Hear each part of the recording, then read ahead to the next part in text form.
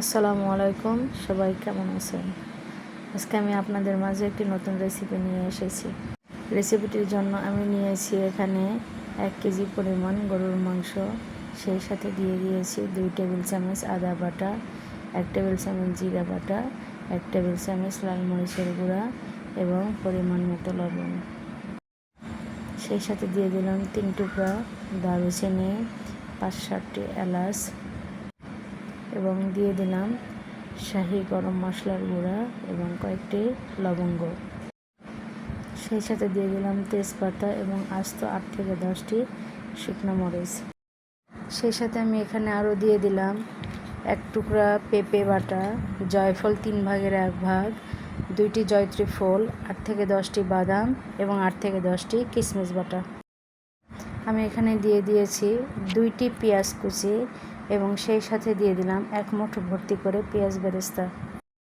দিয়ে দিলাম পরিমাণ মতো তেল। তেল দিয়ে দেওয়া হয়ে গেলে আমি সেই সাথে দিয়ে দিচ্ছি 4 টেবিল চামচের মতো আড়ঙের টক দই।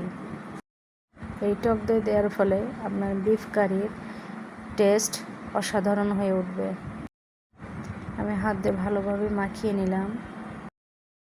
মাখানো হয়ে গেলে এই পর্যায়ে আমি ঢাকনা দিয়ে ঢেকে দিয়ে চুলার তাপ প্রথম অবস্থায় হাই ফ্লেমে রেখে মাংসটা কিছুটা গরম করে নিলাম। মাংসটা গরম হয়ে আসলে এই পর্যায়ে আমি চুলার তাপ লো হিটে রেখে মাংসটা একটু নাড়াচাড়া দিয়ে নিলাম। এই পর্যায়ে মাংসটা ভালোভাবে লো হিটে আস্তে আস্তে কষিয়ে নিতে হবে, মাংস থেকে পানি ছেড়ে না আসা পর্যন্ত। কিন্তু মাংস থেকে অনেক পানি বের হয়ে আসছে আর আমি মাংসটা এই পানিতেই কষিয়ে নিব। মাংসটা একটু সময় নিয়ে ধীরে ধীরে কষিয়ে নিতে হবে। আমার কাছে বিফ কারিটা অসাধারণ লাগে। মাংসটা কষানো হয়ে গেলে এই পর্যায়ে আমি যে আগে থেকে আস্ত শুকনো মরিচ দিয়ে দিয়েছিলাম এগুলো উঠিয়ে ফেলে দিলাম। মরিচ থেকে অলরেডি ঝাল বের হয়ে এসেছে, তবে এই রান্নায় একটু সময় বেশি লাগে। একটু সময় নিয়ে কষিয়ে রান্নার এক পর্যায়ে আমি আগে থেকে যে টক দই দিয়ে দিয়েছিলাম এটার ব্যালেন্সটা ঠিক রাখার জন্য দিয়ে দিলাম 1.5 টেবিল চামচের মতো চিনি। চিনি দেওয়ার পর আমি আরও বেশ কিছুক্ষণ সময় নিয়ে মাংসটি কষিয়ে নিয়েছি।